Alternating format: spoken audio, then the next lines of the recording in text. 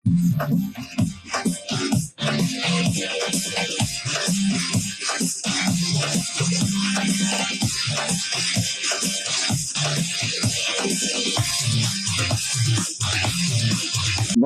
Cricket ரசிகர்களே, welcome back to Tamil cricket trolls with you Vel Prasanth. Let's welcome Rahman TVS and கிரிக் கார்ஜி on board. Okay, Praveen bro வந்து Wednesday தான் join பண்ணுவாரு. அவர் கொஞ்சம் லாங் பிரேக் எடுத்திருக்காரு. நம்ம அப்படியே இன்னைக்கு வீடியோக்குள்ள போயிடலாம். கான்டெக்ட் ஆஃப் த டோர்னமெண்ட்ல இன்னைக்கு ஒரு சூப்பர் சண்டேன்னு தான் சொல்லுவோம். ஏன்னா ரெண்டு bottom of the table, bottom of the comparatively கீழே இருக்க ரெண்டு டீம்ஸ் வந்து ஜெயிச்சிருக்காங்க. அது ஒரு நல்ல சைன் டோர்னமெண்ட்டுக்கு. ஏன்னா இப்போ ஆல்ரெடி நம்ம சீல்டுன்னு சொன்னோம், டாப் 4 பிளே ஆஃப் இந்த டீம் தானே. இப்போ ஆல்மோஸ்ட் எல்லாரும் சேம் பாயிண்ட்ஸ் வந்திருக்காங்க. இது ஒரு நல்ல சைன் தான் டோர்னமெண்ட்டுக்கு. இப்ப எனக்கு லைட்டா வீதியாவது ஆர்ஆர் வந்து எப்படியோ தத்தளிச்சுட்டு இருந்தானுங்க. எல்லாரும் இப்படி போட்டி கொடுத்தா வெளில போயிருவாங்களோட கொஞ்சம் பயமா தான் இருக்கு. இன்னைக்கு மேட்ச்ல ஃபர்ஸ்ட் தான் சரியான அப்செட். ஏன்னா எஸ்ஆர்ஹெச் ஒரு மொமெண்டம்ல வந்துட்டு இருந்தாங்க. 4 மேட்ச் ஏதோ தொடர்ந்து ஜெயிச்சுட்டு வந்துட்டு இருந்தாங்க. யானை கவலம் சாப்பிட்டோம். 5 மேட்ச் யானை கவலம் சாப்பிட்ட மாதிரி தொடர்ந்து ஜெயிச்சு வந்துட்டு இருந்தாங்க. திடீர்னு அடிச்சு எஸ்ஆர்ஹெச் உட்கார வச்சிட்டாங்க. பஞ்சாபும் அதே மாதிரிதான்.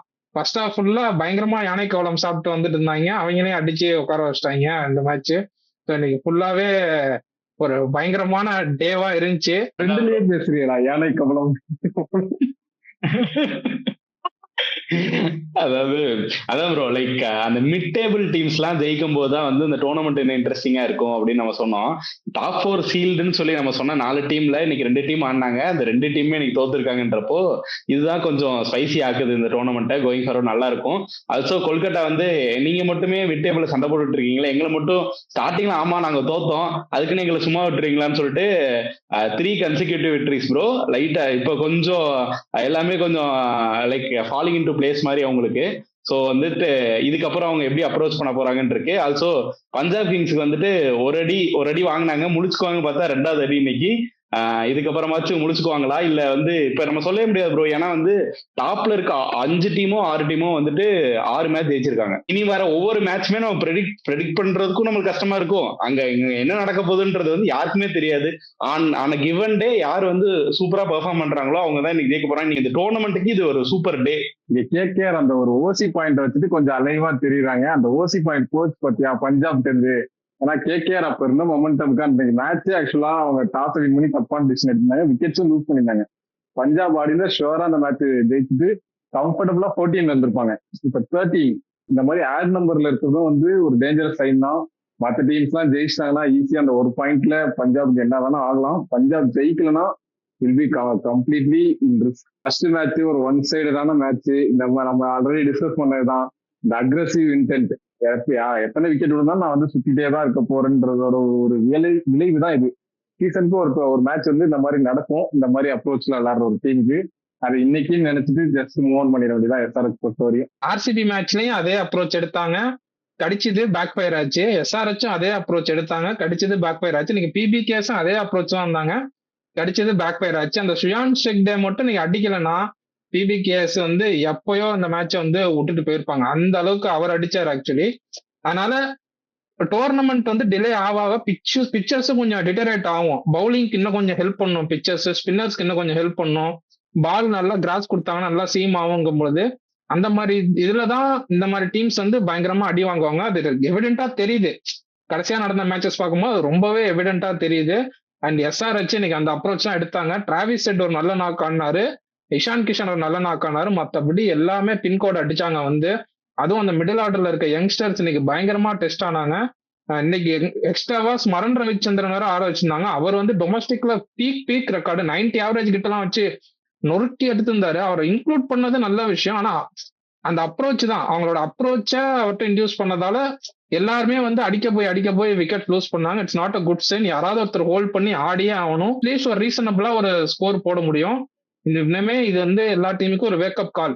யாரையுமே குறைச்சி எடை போட முடியாம எந்த பவுலிங் நினைப்பே குறைச்சி எடை போடக்கூடாது. அவங்க வந்து த்ராஷ் பண்ணிடுவாங்க. அண்ட் இன்னொரு என்னன்னா, எஸ்ஆர்ஹெச் இது வரையும் 3 டே கேம் ஆடி இருக்காங்க, 3மே லூஸ் பண்ணிருக்காங்க. ஸோ டே கேமு எஸ்ஆர்ஹெச்க்கு பயங்கரமா பேக் ஃபயர் ஆகுது. அப்படியே நீ கொல்கத்தா எடுத்துக்கிட்டீங்கன்னா டே கேம்ல பயங்கரமா அவங்க ஹிஸ்டாரிக்கலாவே நல்லா பண்ணிருக்காங்க ஆக்சுவலி. ஏன்னா அவங்களோட ஸ்பின்னர்ஸ் வந்து டே கேம்ல பயங்கர எஃபிஷியன்டா இருப்பாங்க நைட் கேமை விடங்கும் பொழுது. நரேனும் சரி வருண் சக்கரவர்த்தியும் சரி இன்னைக்கு நல்ல வருண் சக்கரவர்த்தி நொண்டி வந்து போட்ட விக்கெட் எடுத்தாரு இன்னைக்கு. ஸோ அந்த அளவுக்கு அசிஸ்ட் இருக்கு டே கேம்ஸ்ல ஸ்பின்னர்ஸ்க்கு. அண்ட் மாம்பா கிங் நிறைய டைம் அண்ட் அகேன் அவருக்கு நீ சொல்ற மாதிரி கொல்கத்தால அவருக்கு ஒரு சிலையே வைக்கலாம். அவரோட உயிர் மூச்சு எல்லாத்தையும் வெஸ்ட் இண்டீஸ் கொடுத்தாரோ இல்லையோ கொல்கத்தாக்கு வாரி இறக்கிறாரு. பேட்டிங்லயும் வந்தாலும் அடிக்கிறாரு, பவுலிங்லயும் பயங்கரமா மேட்ச் ஆன் மேட்ச் போறாரு. 200 ஐபிஎல் விக்கெட்லாம் சாதாரண இதே இல்ல. சஹல் எடுத்திருக்காரு, புவனேஸ்வர் எடுத்திருக்காருங்கும் போது ஒரு ஃபாரினரா வந்து அந்த 200 விக்கெட் எடுக்கிறதெல்லாம் சாதாரண விஷயமே இல்ல. அதுவும் ஒரே டீம்ல ஆடி இருக்காருன்னு நினைக்கிறேன் ஸ்டார்டிங்ல இருந்து. அதெல்லாம் வேற விஷயம். ஆக்சுவலி இது ஒரு இந்தியன் பிளேயர்ட்ட நம்ம அதை பார்க்கலாம். ஒரு ஃபாரினர்ஸ் வந்து அடிக்கடி ஸ்விட்ச் ஆகிட்டே இருப்பாங்க டீம். யாரும் அந்த டீம் மேனேஜ்மெண்ட்டும் இவர் மேல நிறைய பிலீஃப் வச்சிருக்காங்க. அதுக்கு இவரும் ரொம்பவே ரீபே பண்ணிட்டாரு, பயங்கரமா ரீபே பண்ணிட்டாரு. செம்ம பெர்ஃபார்மன்ஸ் பை கேகேஆர் ஓவராலா. இவர் அங்கிஷ் ரகுவன்ஷி நம்ம சொல்லிட்டே இருப்போம் சூப்பர் பேட்ஸ்மேன். அவர் இன்னைக்கு வந்து ஆங்கரிங் பண்ணி இன்னைக்கு சூப்பரா ஆடி கொடுத்தாரு. ரிங்கு சிங் 3 மேட்சா நல்லா அடிச்சுக்கிட்டு இருக்காரு. இந்த மேட்சும் அவர் அடிச்சுட்டாரு, கேகேஆர் ஜெயிச்சாங்க. அவர் அடிக்காத மேட்ச் எல்லாமே கேகேஆர் தோத்துருக்காங்க. ஸோ இது ஒரு குட் சைன் கேகேஆர். டோர்னமெண்ட்டுக்குமே இது ஒரு good sign. And tough day for SRH இதை சால்வ் பண்றதுக்கு. பட் அவங்களும் கம்பேக் ஸ்ட்ராங்கர். அந்த மிஸ்டேக்ஸ்லாம் ரெக்டிஃபை பண்ணிட்டு வருவாங்கன்னு தோணுது. முக்கியமா கேகேஆர் வின் பண்ணதுக்கான மெயின் ரீசன் வந்து அந்த கேட்ச், கிளாசனோட ஒரு கேட்ச் சூப்பரா எடுத்திருப்பாரு. Very very difficult chance. அவர் ஓடி வந்த டிஸ்டன்ஸே பார்த்திருக்கோம். ரொம்ப எப்படி சொல்றது, இம்பாசிபிள் மாதிரி இருந்தது. கடைசியில ஒரு கையில அவரும் ஒரு கையில நகர்த்தாரு. ஸோ அது ஒரு மேட்ச் சேஞ்சிங் மொமெண்ட். இன்னொன்னு பாத்தீங்கன்னா கேகேஆரோட ஓப்பனர்ஸ் வந்து இன்னைக்கு ஒரு நல்ல ஸ்டார்ட் கொடுத்துருந்தாங்க. 160 மாதிரி ரன் சேஸ் பண்ணும்போது ஒரு நல்ல ஸ்டார்ட் கொடுத்தது. அதுக்கப்புறம் பின்னாடி வர பேட்ஸ்மேனுக்கு அவ்வளோ ப்ரெஷர்லெஸ்ஸா இருந்தாங்க. ஏன்னா இதுவே வந்து நீ பார்த்தனா லாஸ்ட் ஓவர் கிட்ட ரொம்ப டிராக் பண்ணி தான் ஜெயிச்சாங்க. ரொம்ப கம்ஃபர்டபுளா தான் ஜெயிக்கல, ரொம்ப டிராக் பண்ணி தான் ஜெயிச்சாங்க. அப்படின்றப்ப கண்டிப்பா நம்ம கேகேஆரோட ஓப்பனர்ஸ்க்கு கிரெடிட் கொடுத்தே ஆகணும். பின்னாலன் திரும்பி சைட்ல கொண்டு வந்தாங்க. சூப்பரா ஒரு நல்ல ஸ்ட்ரைக் ரேட்ல அட்டு பண்ணாரு. 11 பால் 29 நினைக்கிறேன். ரகனே நல்லா ஆடினாரு, பவர் பிளேயர் சூப்பரா ஆடினாரு. அதுக்கப்புறம் வழக்கம் போல கொஞ்சம் டைம் எடுத்துக்கிட்டாரு. ஆனா டீசென்டான ஒரு இன்னிங்ஸ். அதுக்கப்புறம் ரகுவன்சி சூப்பரா ஆடினாரு. தேவையில்லாத டைம்ல ஒரு விக்கெட்டை த்ரோ பண்ணிட்டாரு. Rinku Singh back to form is very good sight. SRH உண்மையிலேயே சூப்பரா ஆரம்பிச்சாங்க ப்ரோ. டிராவிஸ் ஹெட் வந்து போன மேட்ச்ல இந்த ஃபார்மை பயங்கரமா கீப் அப் பண்ணி எல்லாமே கிளீன் ஹிட்ஸா ஆடிட்டு இருந்தாரு. 9 ஓவருக்கு வந்து 105 ரன் இருந்தாங்கன்னு நினைக்கிறேன்.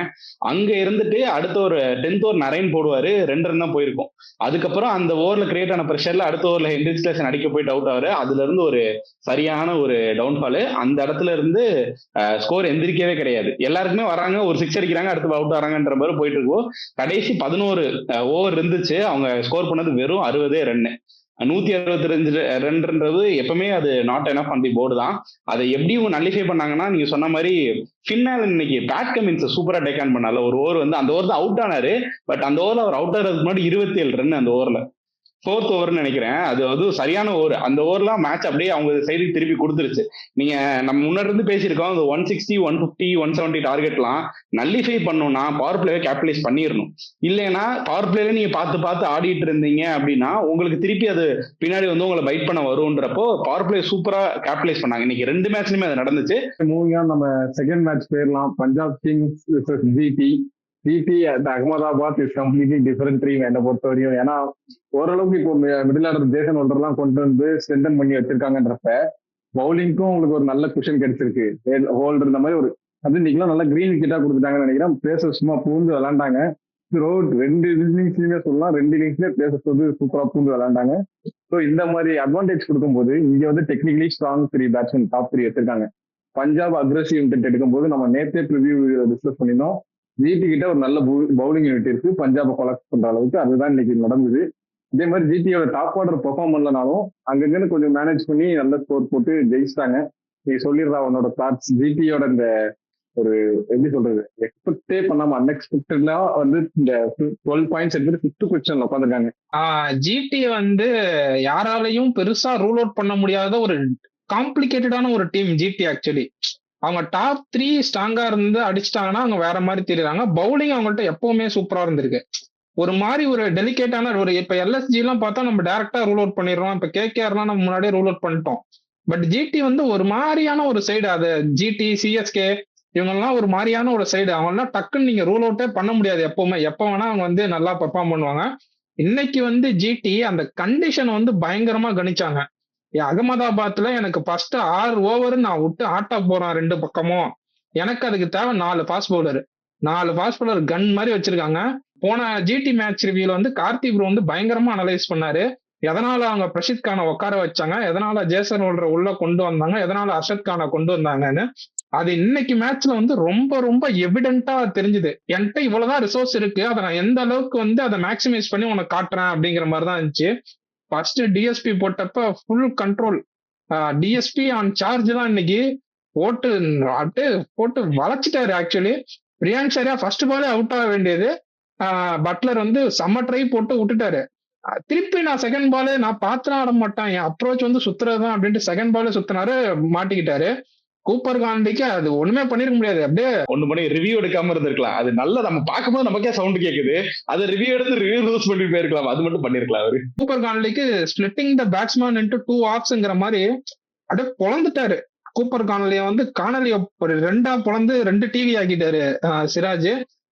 செம்மையா போட்டாரு. அதுக்கப்புறம் ரபாடா அடிச்சு பேச ஏத்துறாரு, கும்மு கும்மு கும்முன்னு 150 148 150 148 150. நான் ஸ்லோ ரன்ஸே போட மாட்டேன்டா, நீ என் பால் நின்று ஆடி பாருங்கிற மாதிரி போட்டாரு. செம்ம டெரிஃபிக்கா போட்டாங்க.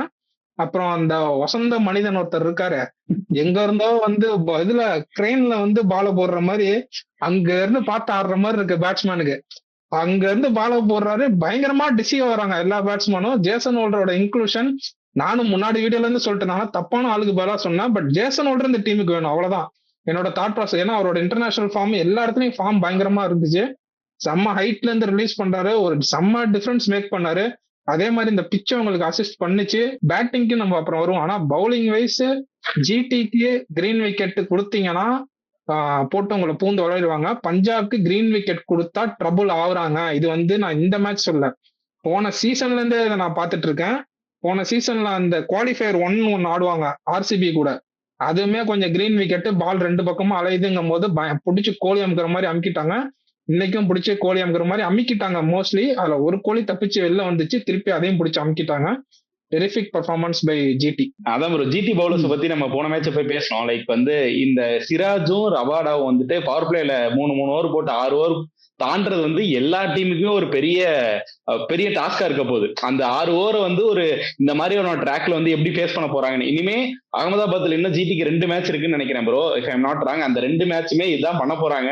அந்த 6 ஓவர்ஸ் நீ சர்வே பண்ணிரு, ஏன்னா அதுலயும் மேட்சை முடிச்சிடறாங்க. இப்ப சிஎஸ்கே மேட்ச்ல வந்து அந்த 6 ஓவர்ஸ் அது வந்து சென்னையில தான் நடந்துச்சு, பட் ஸ்டில் 6 ஓவர்ல வந்து 28க்கு 3 நினைக்கிறேன் மேட்ச் அங்க முடிச்சிட்டாங்க. அதே மாதிரி இன்னைக்கு மேட்ச்ல 6 ஓவருக்கு 32க்கு 3 நினைக்கிறேன். லைக் அங்கேயே மேட்சை முடிச்சிடுறாங்க. லைக் அங்கேயே மேட்சை முடிச்சிடறான்றப்போ அடுத்து இருக்கவங்க எல்லாம் வந்து ரொம்ப ஈஸியாயிருது. இப்ப ஜேசன் ஹோல்டர் வந்துட்டு நீ 6 ஓவர் விக்கெட்டே விடாம ஆடிட்டு இருக்கும் போது நான் வந்து விக்கெட் எடுக்கும் போது நான் அப்படி விக்கெட் எடுப்பாரா அப்படின்னா அது இன்னும் நம்ம பார்க்கல. ஆனா அவர் கொண்டு வரும்போதே நம்ம மிடில் ஆர்டர் தான் வச்சிருக்காங்க. அவருக்கு நல்ல அது ஈஸியா போயிருது அந்த இடத்துல. ஆல்சோ ஜேசன் ஹோல்டரை பொறுத்த வரைக்கும் ப்ரோ, அவர் நீங்க சொல்ற மாதிரி அந்த ஹைட்ல இருந்து ரிலீஸ் பண்றாரு. அவர்கிட்ட எப்பவுமே வந்துட்டு ஒரு வேரியபிள் பவுன்ஸ் வந்து ஒரு ஃபேக்டர் ப்ரோ. அவர் இருந்தப்போ ஒண்ணு நீங்க நிறைய அவர்கிட்ட ஆடுற நிறைய இது வந்து அண்டரேஜ் ஆகி போகும், பின்னாடி போகும். ஐ மீன் இன்சைட் எட்ஜ் ஆகி பேட் கீழே பட்டு இன்னைக்கு சேசர் போல்டன் அப்படியே ஆச்சு. ஆனா அந்த மாதிரி பவுண்டரிஸும் நிறைய போகும் அந்த இடத்துல. அந்த ஒரு நேக் அவர்கிட்ட இருக்கு. லைக் அவர் போடும்போது வந்துட்டு நீங்க சொன்ன மாதிரி பயங்கரமா டிசீவ் ஆகுறாங்க. பட் அது மோஸ்டா வந்து அந்த பவுன்ஸை யூஸ் பண்றது வந்து சூப்பரா யூஸ் பண்ணுவாரு. அது வந்து உங்களுக்கு ஒரு நல்ல ஆட் ஆனா தெரியுது. கிளென் பிலிப்ஸ் இருந்து எனக்கு ஃபீல்டிங் மட்டும் தான் கிடைக்குது, பேட்டிங்கே கிடைக்கலன்றப்போ அந்த இடத்துல வந்து எனக்கு வந்து ஃபீல்டிங் பவுலிங் கொஞ்சம் பேட்டிங்கும் கிடைச்சா எனக்கு போதுன்ற மாதிரி ஒரு அப்ரோச். நீங்க ஆசிஸ் நேகரா கிரெடிட் கொடுத்துட்டீங்க, நான் கொஞ்சம் சுபன் கிலே சொல்லிக்கிறேன்.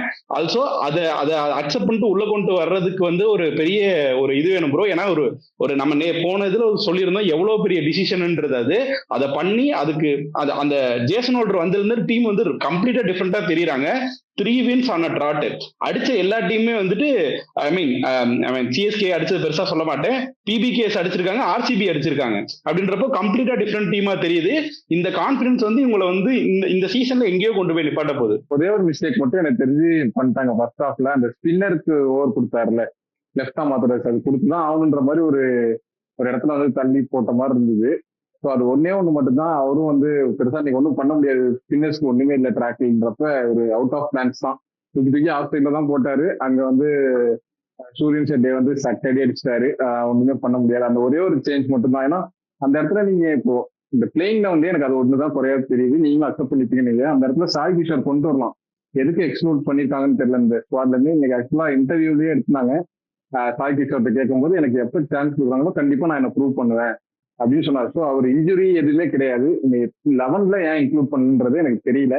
ஒரு சீக்கிரம் அவரும் வந்துட்டாருன்னா சூப்பரா இருக்கும் இந்த டீம்.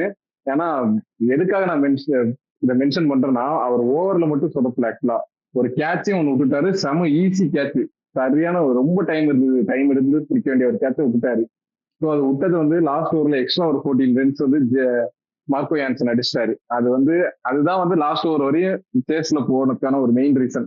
ஸோ அந்த ஒரு கேப்பை மட்டும் ஃபில் பண்ணிட்டாங்கன்னா சாய் கிஷோர் வச்சுட்டு இன்னும் டெரிஃபிக்கா இருப்பாங்கன்னு எனக்கு தோணுது. லாஸ்ட் ஓவர் ரஷீத் கானுக்கே கொண்டு போயிருக்க கூடாது ப்ரோ. அர்ஷத் கானுக்கு 2 ஓவர் இருந்தது. அதை வந்து அவங்க வந்து இவங்க என்ன நினைச்சிட்டாங்கன்னா, முன்னாடியே பவுலர்ஸ் நம்ம நல்ல ஃபர்ஸ்ட் பவுலர்ஸ் யூஸ் பண்ணிட்டு லாஸ்ட் ஓவர் வந்து டெய்லண்டர்ஸ்க்கு தான் போட போறோம், அப்ப ரஷீத் கான் யூஸ் பண்ணிக்கலாம் நினைச்சிட்டாங்க. ஆனா இவர் ஒழுங்கா ரொட்டேட் பண்ணி அர்ஷத் கானோட அந்த ஒரு ஓவர் முடிச்சு விட்டுருக்கணும். ரஷீத் கான் கடைசி ஓவர் போனதே கொஞ்சம் இன்னைக்கெல்லாம் அந்த ஒரு ரன் 2 தோத்து இருந்தாங்கன்னா அதெல்லாம் பைட் பண்ண தான் போகுது. ஏன்னா கடைசி ஓவர் 14 ரன் கொடுத்தாருன்னு நினைக்கிறேன். அதெல்லாம் வந்து கொஞ்சம் அந்த டிசிஷன்லாம் கொஞ்சம் கரெக்ட் பண்ணணும். ஒன்னு சொல்ல நினைச்சேன் ப்ரோ, நீங்க குஜராத் தமிழன்ஸ்ல இருந்து ஒரு பிளேயர் இன்னைக்கு டிராப் பண்ணிட்டாங்க ஃபைனலி. நம்ம ஷாருக் கானை வந்து இன்னைக்கு டிராப் பண்ணிட்டு நிஷாந்த் சிந்து அகைன் இன்னொரு இந்தியா ஏக்கு ஆடுற பிளேயர் நிஷாந்த் சிந்து உள்ள கொண்டு வந்திருக்காங்க. ஃபார்மர் சிஎஸ்கே பிளேயர் இவரு. அவர் இன்னைக்கு அவரோட ரோல் அந்த இடத்துல ஒழுங்கா பண்ண மாதிரி தான் ப்ரோ தெரிஞ்சு. ஆல்சோ அவருக்கு நம்பர் 4ன்றது வந்து ரொம்ப ஏர்லின்னு எனக்கு தோணுது. எப்பயும் போற மாதிரி வாஷிங்டன், ஏன்னா 2 பேரும் லெஃப்ட் ஹேண்டர்ஸ் தான், அங்க ரைட் லெஃப்ட் வைக்கிறதுக்கு ஒண்ணு கிடையாது.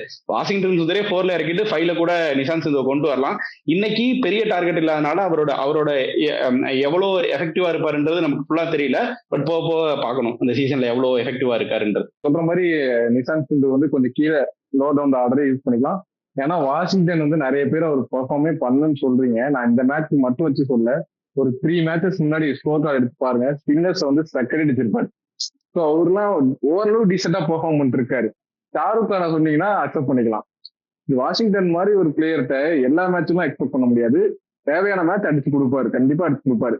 So Washington at number 4 is acceptable. But Shahrukh Khan as finisher is completely not acceptable. எனக்கு ஜிடி என்ன யோசிச்சிருப்பாங்கன்னா, மேபி பின்னாடி வாஷிங்டன் சுந்தர் இருக்காரு, அதுக்கப்புறம் ஹோல்டர் இருக்காருங்கும் பொழுது ஒரு யங்ஸ்டர் அந்த இடத்துல அனுப்பும் போது கொஞ்சம் எக்ஸ்ட்ரா கான்பிடன்ஸ் இருக்குமோ. ஏன்னா வாஷிங்டன் சுந்தரும் அவுட் ஆயிட்டாருங்கும் பொழுது நீ தான் வந்து எனக்கு மேட்சை பினிஷ் பண்ணி கொடுக்க போறேன்னு அவரை யங்ஸ்டரை புஷ் பண்ணும்போது ஸ்ட்ரெயிட்டாவே ப்ரெஷர். சோ அந்த இதுல கூட அவங்க யோசிச்சிருக்கலாம். பட் நீங்க சொல்றதும் ரைட்டு தான், எப்படி வேணா பாக்கலாம். அது பஞ்சாபோட பேட்டிங் பத்தி நீங்க பெருசா பேசுறதுக்கு ஒண்ணும் இல்லை, அதனாலதான் நம்ம பெருசா எதுவும் பேசல. 2 பிளேயர் தான் டிஸ்கஸ் பண்ணோம்னா, ஒன்னு வந்து சூரியன் ஷெட்டி, அவர் செம்மையா பெர்ஃபார்ம் பண்ணாரு. டோட்டலா அவுட் ஆஃப் த சிலபஸ்ல இருந்து வந்து லாஸ்ட் இயரே அவர் இம்பாக்ட் பிளேயரா யூஸ் பண்ணாங்க. சூப்பரா அடிச்சுட்டு இருந்தாரு. ஒரு கிளிம்ஸ் காட்டினாரு, ரொம்ப பெரிய இந்த மாதிரி இன்னிங்ஸ் ஆடல, பட் ஒரு கிளிம்ஸ் காட்டிட்டு இருந்தாரு. ஃபீல்டிங்லயும் லாஸ்ட் இயரே ஒரு சூப்பரான கேட்ச் ஒன்று எடுத்தாரு. ஸோ இந்த வருஷம் சஷாங்க் சிங் ஃபீல்டிங்ல அவ்வளவு குட்டா நல்லா பெர்ஃபார்ம் பண்ணாதனால ஆக்சுவலா சஷாங்க் சிங் தான் வைஸ் கேப்டன். அவரே டிராப் பண்ணிட்டு சூரியன் ஷெட்டி ஆடுறாங்கன்னா அது ஒரு போல்ட் மூவ் தான். அது கரெக்டா இந்த மேட்சுக்கு ஒர்க் அவுட் ஆயிருக்கு. ஆல்சோ இப்போ வந்து இன்னைக்கு டோட்டலாவே ஒரு ஆஃப் டே தான் பஞ்சாப்க்கு. ஏன்னா அவங்க கால்குலேட் பண்றதையும் கொஞ்சம் மிஸ் பண்ணிட்டாங்க. ரபாடாக்கு லாஸ்ட் ஓவர் எப்போ ஓவர் போட்டாருன்னா 16th ஓவர் போட்டாரு. அந்த லாஸ்ட் ஒரு பால் பார்த்து ஆடி இருந்தாருன்னா அதுக்கப்புறம் 4 ஓசி ஓவர் வருது, சூப்பரா அடிச்சிருக்கலாம். ஸோ லாஸ்ட் பால்ல தேவையில்லாம விக்கெட் த்ரோ பண்ணிட்டாரு. அதுக்கு அடுத்து ஜேசன் ஹோல்டர் போடுறப்ப ஸ்டாயினிஸும் அதே தான், அவர் ஒரு விக்கெட் வந்து த்ரோ பண்ணிட்டு போயிடாரு. இவங்க 2 பேரும் இருந்தாங்கன்னா இன்னுமே சூப்பரா பினிஷ் பண்ணிருக்கலாம். டோட்டலாவே அதான் நான் என்ன சொல்ல வரேன்னா, டோட்டலாவே இன்னைக்கு பஞ்சாபுக்கு ஒரு ஆஃப் டே. எல்லா இடத்துலயும் மிஸ்கால்குலேட் பண்ணிட்டாங்க, எல்லாத்துலயுமே வந்து கொஞ்சம் சொதப்பிட்டாங்கன்னு தான் எனக்கு தோணுது. அதான் அப்படியே மூவிங் ஆன் நம்ம ஜிடி பேட்டிங் போனோம்னா, ஜிடி பேட்டிங்ல இன்னைக்கு நல்ல விஷயம் என்னன்னா, 2 தமிழ் பசங்க இந்த இன்னிங்ஸ் வந்து ஆங்கரிங் பண்ணி ஜெயிச்சு கொடுத்துருக்காங்க. ஒன்னு வந்து சாய் சுதர்ஷன் கிளினிக்கலா ஆனாரு, தப்பான டைம்ல விக்கெட்டை த்ரோ பண்ணிட்டாரு. ஆனா சும்மா கிளினிக்கலா ஆடி கொடுத்தாரு. கரெக்டா அந்த டூஸ் எடுக்கிறது, தேவையான டைம்ல பவுண்டரி அடிக்கிறதுன்னு செம்மையா அந்த இன்னிங்ஸை பேஸ் பண்ணிக்கிட்டே வந்தாரு. அவர் விட்டுட்டு போனதை துப்பாக்கிய பிடிங்க வாஷிங்கிற மாதிரி வாஷி இந்த எண்ட்ல இருந்து டேக் ஆன் பண்ணி அவரும் செம்ம கிளினிக்கலா ஆடி கொடுத்தாரு. நான் போன வீடியோல சொல்லியிருந்தேன், அரசியல்ல வேணா குஜராத்தும் தமிழ்நாடும் வேற வேறையா இருக்கலாம், ஆனா கிரிக்கெட் ஐபிஎல்னு வரும்போது குஜராத் தமிழன்ஸா ஒன்னு சேர்ந்து ஆடுறாங்கன்னு அது இந்த சீசன்ல இந்த மேட்ச்ல வந்து ரொம்பவே எவிடென்ட்டா தெரிஞ்சுது. குஜராத் தமிழன்ஸா தான் இன்னைக்கு பெர்ஃபார்ம் பண்ணாங்க. பட்லருமே வந்து ஒரு நல்ல கிளிம்ஸ் காமிச்சாரு, சூப்பரா ஆடினாரு. ஓவராலா இன்னைக்கு வந்து இந்த மாதிரி டோட்டல் வந்து குஜராத்துக்கு அப்படியே அளவிட்டு தச்ச மாதிரி ஒரு டோட்டல். இதோட ஒரு 10 ரன் கூட போயிருந்தாலோ ஒரு 20 ரன் கூட போயிருந்தாலோ க்ளோஸ் ஆயிருப்பாங்க இன்னைக்கும். அது குஜராத்துக்கு எப்பவுமே நடக்கிறது தான். அதுக்கு இந்த டோட்டல் போஸ்ட் பண்றதுக்கு அவங்க பவுலிங் போடுறாங்க.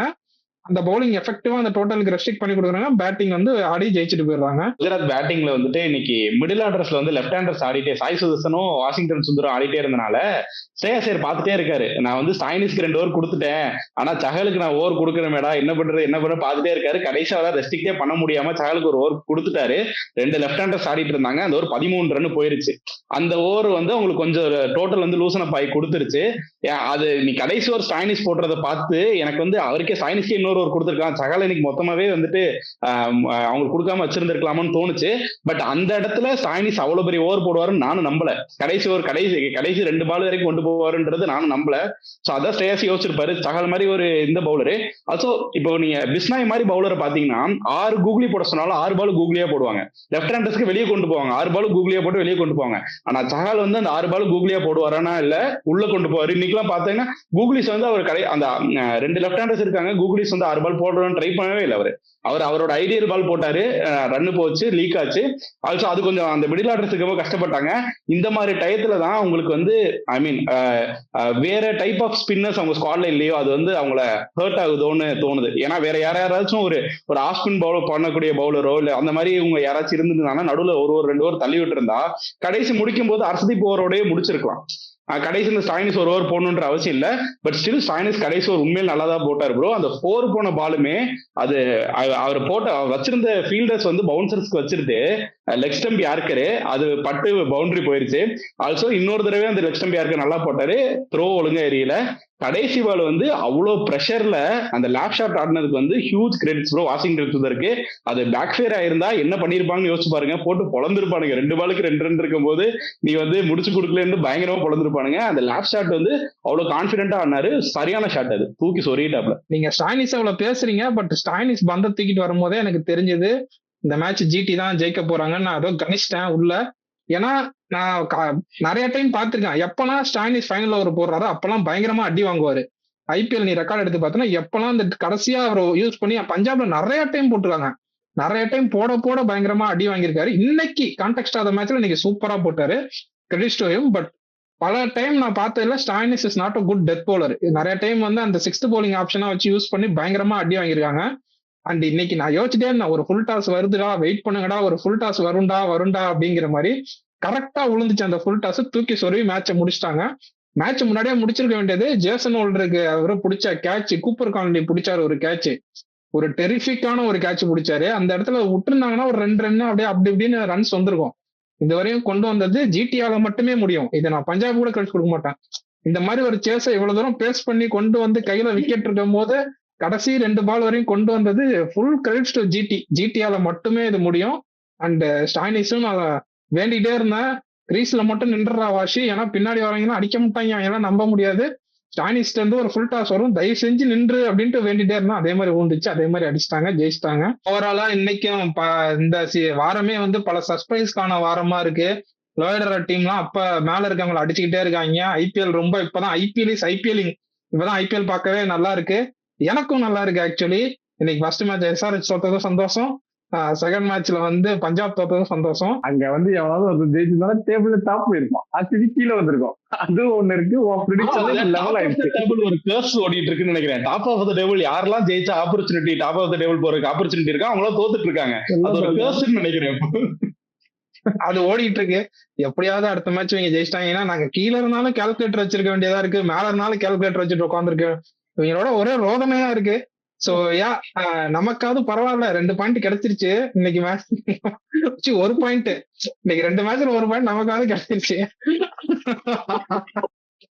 மொத்தமாவே கடைசி 10 மேட்ச்ல ஒரே ஒரு ப்ரெடிக்ஷன் தான் கரெக்டா போயிருக்குன்னு நினைக்கிறேன் அவருக்கு. இல்ல ப்ரோ, 2 தொடர்ந்து 2 நாள் ஜெயிச்சேன். இன்னொன்னு அந்த டிசி ஆர்சிபி மேட்ச் வந்து டிசி ப்ரெடிக்ட் பண்ணியிருந்தேன் நினைக்கிறேன். சேஃபர் பெட்டா எடுக்கிறாரு. ஜிடி விசஸ் ஆர்சிபில ஆர்சிபி போய்க்கிறேன், எனக்கு சேஃபர் பெட்டு. எஸ்ஆர்எச் கேகேஆர்ல எஸ்ஆர்எச் போய்க்கிறேன், நல்லா விளாடுறாங்க. பிபிகேஎஸ் ஜிடில பிபிகேஎஸ், ஆனா அவரை சர்ப்ரைஸ் பண்ணிட்டு இருக்காங்க இந்த ஐபிஎல். சோ அப்படிதான் போயிட்டு இருக்கு ட்ரெண்ட்.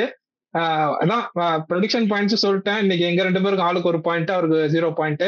அண்ட் இவருமே இன்னைக்கு அவருக்குமே சொல்லணும் ஒரு தடவை, இவருக்கு 0 பாயிண்ட்ன்றது வேற சொல்லணும். பிரவீனுக்குமே இன்னைக்கு 0 பாயிண்ட். ஆக்சுவலி அவருமே 2மே தப்பா தான் ப்ரெடிக்ட் பண்ணியிருந்தாரு. So very happy. இப்போ ஓரளவுக்கு ஈக்குவலா வந்துட்டோம். நானும் இவர் பிரவீன் ப்ரோ தான் கொஞ்சம் மேல வாங்க. நாளைக்கு வந்து மும்பை விசஸ் எல்எஸ்ஜி இன் வான்கடே. மும்பை 9th பிளேஸ்ல இருக்காங்கன்னு நினைக்கிறேன். எல்எஸ்ஜி வந்து 10th பிளேஸ்ல இருக்காங்க. இவங்க 2 பேத்துக்குமான ஒரு கிளாஷ் நாளைக்கு. ஸோ இதுல வந்து யார் ஜெயிப்பா? ஆல்ரெடி இந்த 2 டீமும் எப்படி எல்லாம் தோக்க முடியும்னு வித்தியாசமா தோத்து காட்டிட்டு இருக்காங்க. ஸோ எனக்கு நாளைக்கு எப்படி இருக்குன்னே தெரியல. மும்பை ஒன்னே ஒன்று மட்டும் தான் எனக்கு தோணுது, மும்பைக்கு நத்திங் டு லூஸ் அப்படின்ற ஒரு சினாரியோல அவங்க பிரைடுக்கு ஆட போறாங்கன்ற ஒரு சினாரியோல கொஞ்சம் நல்லா ஆடுவாங்கன்னு நினைக்கிறேன். நாம இப்படிதான் ஒரு மேட்ச் நம்புறோம். என்ன பண்ணுவாங்கன்னு தெரியல. நாளைக்கு நான் மும்பை தான் ஜெயிப்பாங்க. எல்எஸ்ஜிக்கு என்ன இருக்கு வின் பண்ணா எனக்கு புரியலையே. எல்எஸ்ஜி எல்லாரோட ஒரு இருங்க எல்எஸ்ஜி எல்லாரோட ஒரு கேம் கம்மியா ஆடுறாங்க. ஸோ நாளைக்கு மேட்சுக்கு ஜெயிச்சாங்கன்னா அவங்களும் 6 பாயிண்ட்ல வருவாங்க. கொஞ்சம் இருக்கு உயிர், கொஞ்சம் அங்கங்க பொழைச்சிருக்கு இந்த மாதிரி இருக்கு. நான் ஆல்ரெடி என்னோட ப்ரெடிக்ஷன் வந்து சொல்லிட்டேன். மும்பை எத்தனை மேட்ச் விளானாலும் நான் மும்பை தான் ப்ரெடிக்ட் பண்ணுவேன், ஆர்சிபி மேட்ச் தவிரன்னு. அண்ட் அந்த கேகேஆர் லக்னோ மேட்ச்ல நான் ஆல்ரெடி என்னோட ஃப்ரஸ்ட்ரேஷன் எல்லாத்தையும் கூட்டிட்டேன். இனிமேல் லக்னோவை ப்ரெடிக்ட் பண்ணவே மாட்டேன்ட்டு. ஸோ இது தெரிஞ்ச விஷயம் தான். நான் மும்பையோட போறேன். நானும் நாளைக்கு வந்து மும்பை கூட தான் போறேன். நாளைக்கு எங்க அண்ணன் எங்க ஹம்சா ஹார்திக் பாண்டியா பெர்ஃபார்ம் பண்ணி நாளைக்கு மும்பை ஜெயிப்பாங்கன்றது வந்து என்னோட ஸ்ட்ராங்கான பிலீஃப். பாப்போம் பொறுத்து இருந்து. With that note, we come to one conclusion for today's video. So நாளையோட மேட்ச் ரிவ்யூல பார்ப்போம். நாளைக்கு ஒரு நல்ல டே இருக்கு.